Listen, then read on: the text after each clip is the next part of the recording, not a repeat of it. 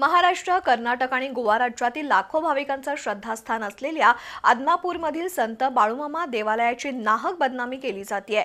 अशा व्यक्तींवर फौजदारी गुन्हे दाखल करणार असल्याची माहिती देवालय कार्याध्यक्ष लक्ष्मण बाबूराव होडगे आणि विश्वस्तांनी दिली। मंदिरात घेतलेल्या पत्रकार परिषदेत ते बोलत होते। महाराष्ट्र, कर्नाटक आणि गोवा राज्यातील लाखो भाविकांचं श्रद्धास्थान असणाऱ्या आदमापूर इथल्या संत बाळूमामा देवालयाच्या दर्शनासाठी दिवसेंदिवस भक्तांचा ओघ वाढतच आहे। मात्र काही विघ्न संतोषी लोकांकडून संत बाळूमामा मंदिराबाबत खोटी आणि चुकीची माहिती देऊन मंदिराची बदनामी केली जाते। पुढील काळात चुकीचे आरोप केले तर त्यांच्यावर फौजदारी गुन्हा दाखल करणार असल्याचं आजच्या बैठकीत सर्वानुमते ठरवण्यात आलंय।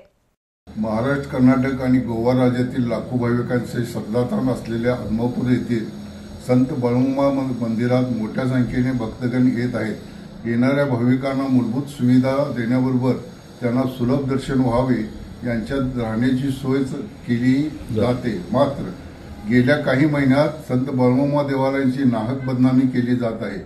याबाबत मंदिर प्रशासनाने कठोर भूमिका घेतली आहे।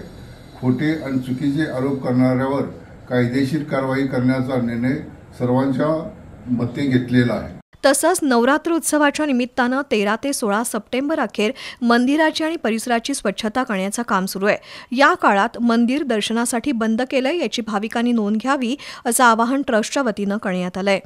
आदमापूरमध्ये बाळूमामा मंदिराची स्वच्छता करण्यासाठी सेवाभावी संस्थेचे लोक आज 13 तारखेपासून 16 तारखेपर्यंत स्वच्छता करीत आहेत। भक्तांची काय गैरसोय झाली तर त्यांची आम्ही माफी मागतो, पण तशी त्यांना देवाचं दर्शन घेण्यासाठी बाजूला तशी सुविधा केलेली आहे, त्याची सर्वांनी नोंद घ्यावी।